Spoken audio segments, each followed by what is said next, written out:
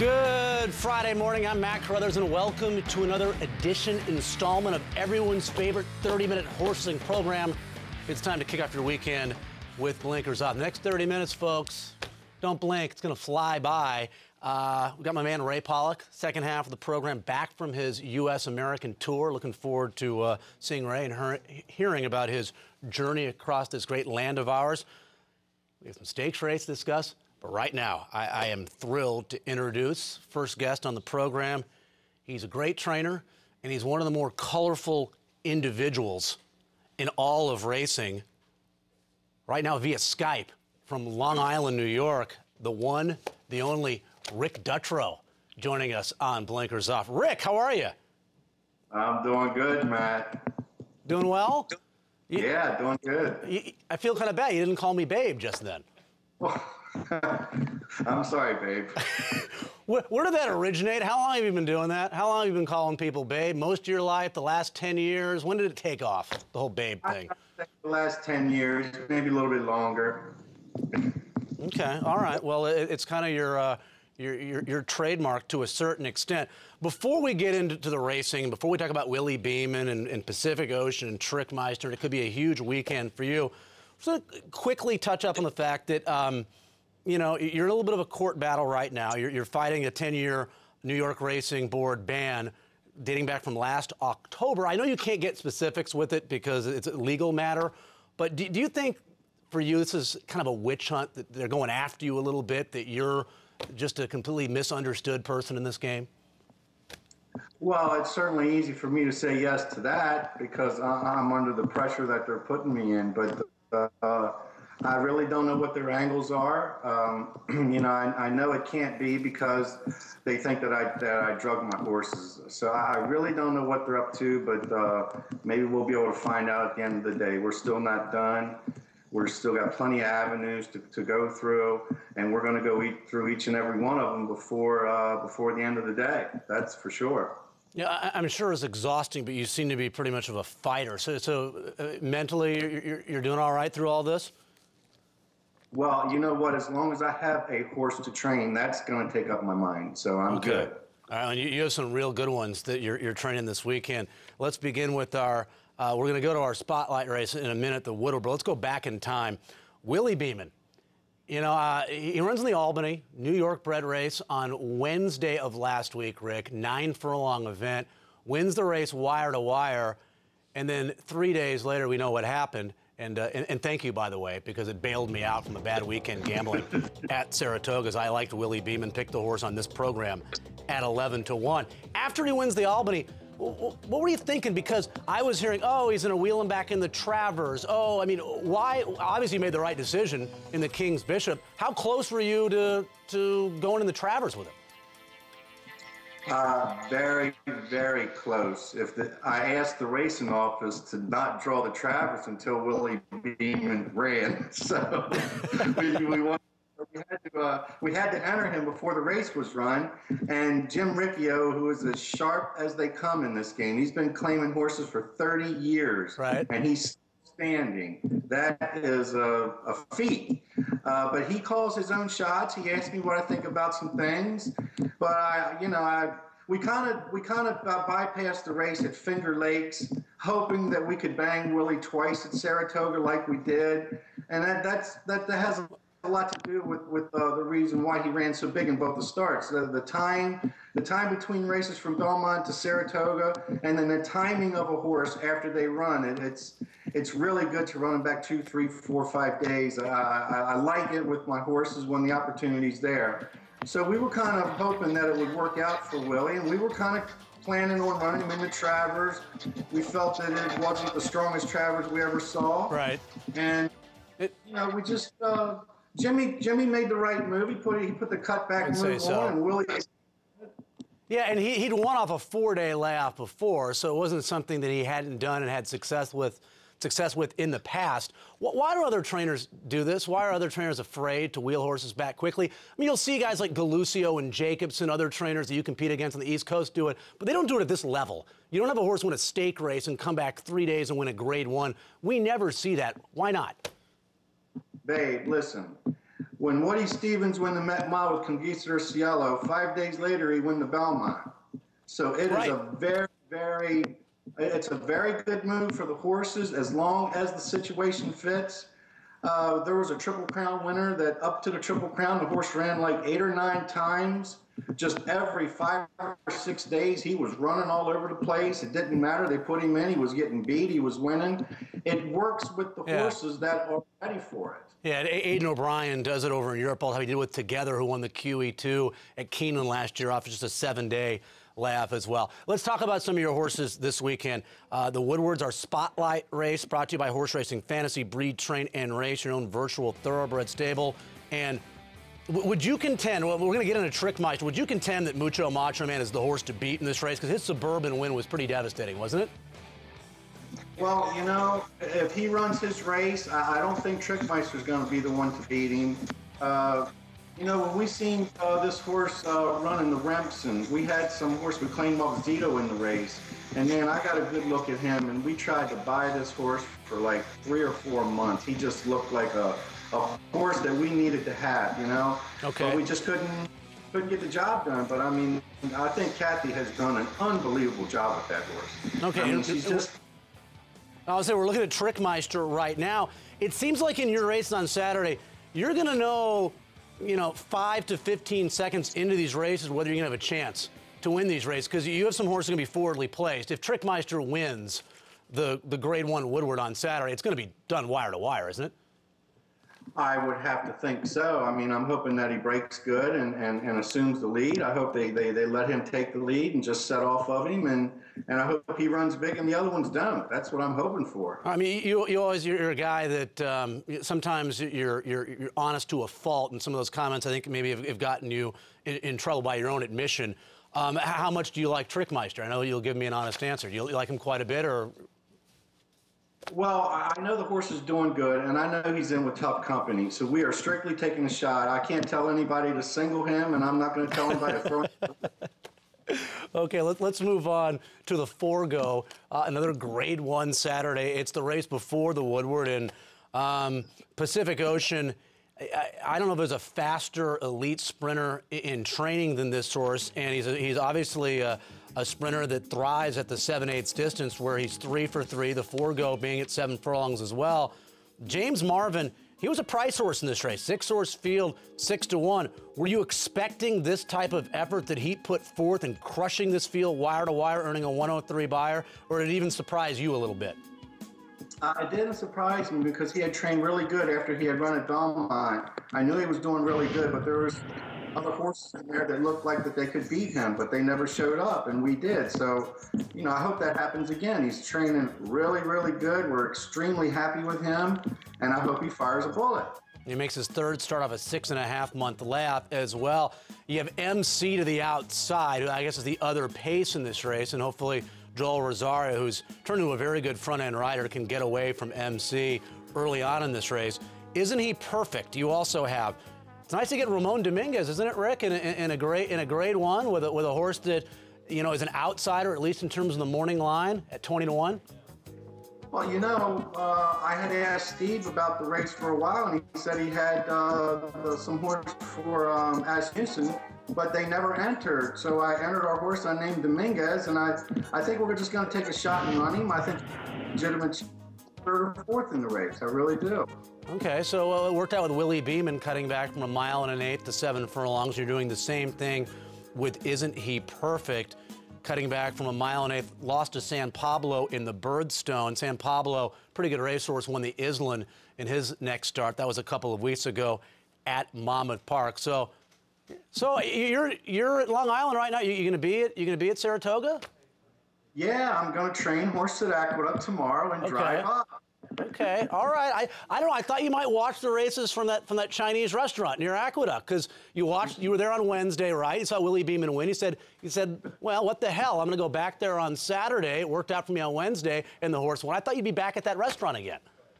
Babe, let me tell you something. Next time Willie Beeman runs, he will be at the Chinese joint. I will. Don't worry about that. I'll invite anybody who wants to come, too. Okay. I love me some dim sum, too. A bit of Chinatown in New York several times. Rick, good luck with everything you're going through. best of luck with your horses in these big 2 in the Grade 1 4-go, and obviously Trickmeister in the Grade 1 Woodward. Well, thanks, babe. All right, I appreciate you coming on, Rick. Rick Dutro joining us on Blinker. Very nice of him to come on from his busy schedule, especially not just a phoner, coming on via Skype. So good to see you. Dutro. It sounded to me like out of the horse, and he mentioned that Pacific Ocean is the horse that he thinks has the best opportunity to win for him in the big races this weekend in the 4-go. He said he's training really, really good. Picks recasts from last week. It was myself and Maggie Wolfendale at Saratoga. Ballerina, Derwin Star, I can't complain, really. Second at odds of 8-1. Travers, Atagon ran average. Nonios, Thanks, babe. Thanks, babe. Thanks, babe. 11-1. Willie Beeman. And contested at even money, book review. Not a good performance for your second choice, Chad Brown. And Zagora with a win. Tappett's Fly. She just did not look good at all. Pacific Classic. Yeah, well, Game On Dude ran great in defeat. Suggested Boy was flanking Game On Dude and got a little fatigued. Still, thanks to, Willie Beeman, it was a positive weekend. Devin Rock was horrendous, so I get for changing that pick. So we're still down 92.80. We've bet about 750 so far this year. We've gotten back 670, so we're down 92.80 right now. See what I can do with the play of the day at Saratoga. It's closing weekend. Weather's supposed to be gorgeous at the spot. Boy, was it delightful last weekend as well. I'm going to go race 6, Saratoga, the 12.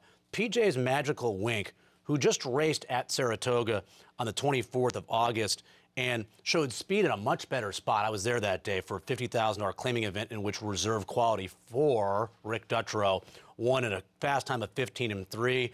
Professor Fate was your heavy favorite, ran second. This horse showed pace in that race, and it was very quick, 21-4, 44-4. And I think PJ's Magical Wink clears this field. If I have a horse that I think can clear the field, it's shown ability versus better, and takes a big class drop, that's generally the way I'm going to go, especially at a price. And PJ's Magical Wink, 10-1 on the morning line in Saturday's 6th race at Saratoga.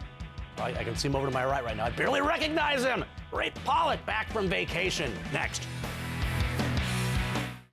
6 days this week, including Labor Day. TVG is your home for great Del Mar racing. First post, 5 Eastern, 2 Pacific. Friday, 7 Eastern, 4 Pacific. Labor Day Monday racing, 5 Eastern, 2 Pacific. Thursday, join TVG for Turfway Park's opening day. Watch and wager on thoroughbred action from Florence, Kentucky. Load up for Turfway Park's opening day. TVG Thursday. First post, 6 Eastern, 3 Pacific. Get paid to play with TVG. Join this summer and get in the action to earn up to $200. Bet to get $50 a month. That's $50 over the next 4 months. Sign up now at TVG.com or call 1-888-PLAY-TVG. Summer racing is hot as ever. Open your TVG wagering account to play Del Mar, Saratoga, Monmouth Park, and so much more. Get paid to play up to $200. Sign up now. Go to TVG.com or call 1-888-PLAY-TVG. Saturday, join TVG for 2 big-time Grade 1 events from Saratoga. The Grade 1 $750,000 Woodward and the Grade 1 $500,000 4-go. Saratoga, Saturday, 4:30 Eastern, 1:30 Pacific. TVG Wednesday. The Del Mar season wraps up with its premier event for 2-year-olds, the Grade 1 $250,000 Del Mar Futurity. Watch and wager Wednesday. The Del Mar Futurity, 8 Eastern, 5 Pacific. Pick 4 action earns 4 times points. Bet Golden Gate Field's late pick 4 to earn 4 times wager rewards points. That's right, 4 times points on Golden Gate's late pick 4. Bet it today at TVG.com. Labor Day, join TVG for holiday racing from Monmouth Park, Woodbine, and Del Mar. Plus, be a part of Saratoga's closing day and the All-American Futurity from Ruidoso Downs. Kicks off Monday, 12:45 Eastern, 9:45 Pacific.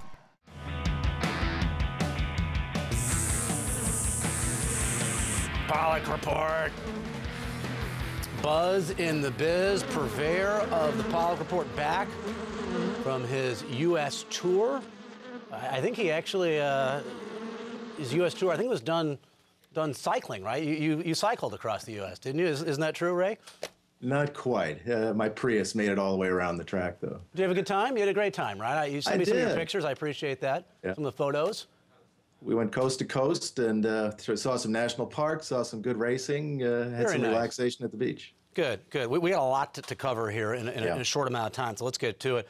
We'll begin with a very serious issue, obviously, involving Painter. A lot of people out there concerned, a lot of racing fans. I know you've been giving updates on Painter at the Paulick Report. What's the latest on Painter, your Haskell Invitational stakes winner from July 29th, a month ago? How's he doing? What's the latest?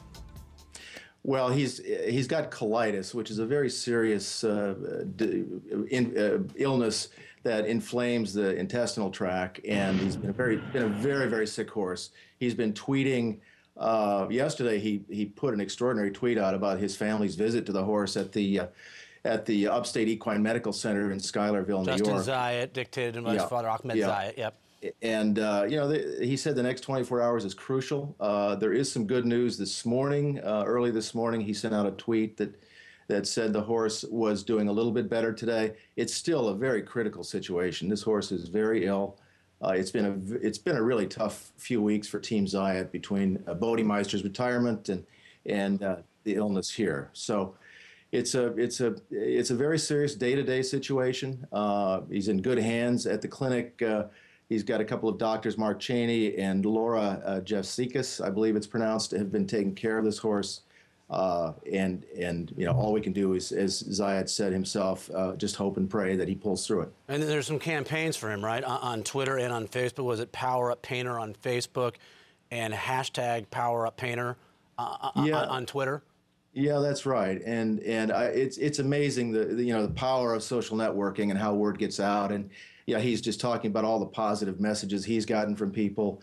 It's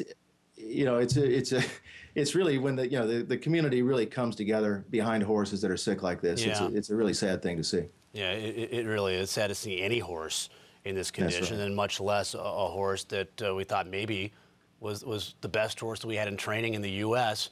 just a few short weeks ago. Yeah, we were talking about the Traverse and then the Pennsylvania Derby. Now we're talking about whether or not this horse is going to live. Yeah. It's not a good situation. So, again, throughout the day here on the network, here in TVG, we'll be keeping you, giving you updates on the condition of Painter.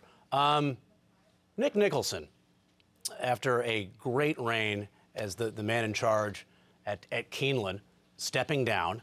I know he had a big party on his behalf, kind of a send-off, I think, this past week, and I think our very own Todd Schrupp was there to MC it. But this is a guy that I know you were a huge fan of. I was a huge fan. Anybody that had contact with Nick Nicholson liked the man and liked the job that he did. Yeah, Nick I've known for 25 years, and he is one of those rare individuals that listens. He looks at everybody in the industry as an important constituency. He's accessible, right? He's one of those guys that was a top management guy at a racetrack. I mean, most of the guys, you don't know who they are. I mean, they could walk right by you, have no idea. And it wasn't just because I was at TVG and we were there. Nick Nicholson's shaking hands. He's patting people on the back. He was there, good and bad, at Keeneland. He was front and center. That's right. I said once that he listened to the people in the grandstand just as much as the people in the boardroom, and he got a big kick out of that because it really is true. I mean, he really listened to the fans. As you can see, Keeneland is a fan-friendly place. Oh, yeah. They've done a lot of great things. When I go back 25 years ago when I first came to Kentucky from Los Angeles and see where Keeneland was then and where it is today, it is amazing. Not just Nick. Bill Greeley, who was before him, did a great job, and I think Bill Thomason will do good things at Keeneland, too. But Nick was a really forward-looking, visionary guy. He'll be sorely missed. A couple other topics we have to get to as we're running out of time here a little bit. Tell me what is going on right now with the Kentucky Horse Racing Commission. What's the latest? It's changing all the time. Yeah, we can tie this in with what's going on in California, too. Okay. What's going on is the racing commissions around the country are adopting rules that were proposed by the Racing Medication Testing Consortium to regulate medication a little stricter. And that means having a veterinarian that's appointed by the racing commission to give the LASIK shots every day, to keep the private veterinarians out of the stalls, to lower the threshold of the anti-inflammatory. Yeah, it's all good.